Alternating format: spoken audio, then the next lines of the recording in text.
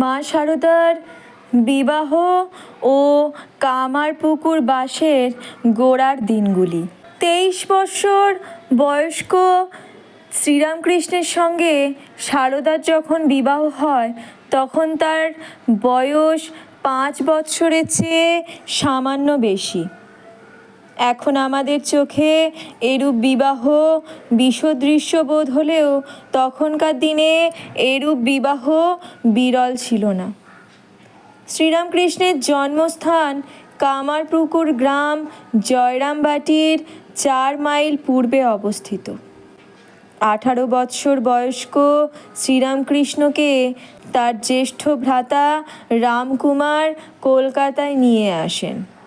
দক্ষিণেশ্বরে রানী রাসমণি প্রতিষ্ঠিত কালী মন্দিরে তার ঈশ্বর উপলব্ধির আকাঙ্ক্ষা আরও বর্ধিত হলো।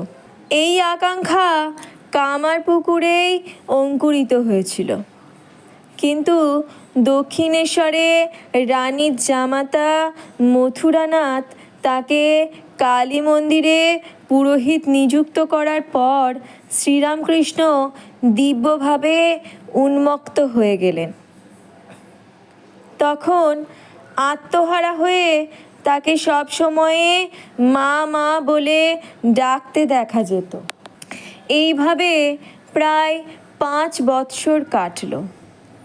তার এই অবস্থায় কামারপুকুরে তার মা ও জ্যেষ্ঠ ভ্রাতা চিন্তিত হয়ে পড়লেন। বিশ্রামের জন্য তারা তাকে কামারপুকুরে আসতে বললেন, কিন্তু সেখানেও তিনি শ্মশানে ধ্যান জপেই সময় কাটাতে লাগলেন। বিবাহ দিলে হয়তো এই উন্মত্ত ভাব কেটে যাবে, এই ভেবে তারা পাত্রীর সন্ধান করতে লাগলেন, কিন্তু তাদের চেষ্টা ফলপ্রসূ হলো না। আশ্চর্যের ব্যাপার হলো, শ্রীরামকৃষ্ণই তাদের সাহায্যে এগিয়ে এলেন। ভাবের ঘোরে শ্রীরামকৃষ্ণ তাদের বললেন, পাত্রীর জন্য এখানে ওখানে খুঁজছ কেন? জয়রামবাটিতে গিয়ে দেখো, রামচন্দ্র মুখার্জির বাড়িতে আমার জন্য কোণেকুটো বাঁধা হয়ে আছে। সত্য সত্যই তারা ঠিক 5ম বর্ষীয়া বালিকা শারদাকে জয়রামবাটিতে পেলেন। বয়স যাই হোক, বিবাহ তাদের হলো। এরকম বিবাহ যেন বাগদত্তা হওয়ারই সামিল। পাত্রীর জন্য এক প্রতিবেশীর বাড়ি থেকে গহনা চেয়ে আনা হয়েছিল।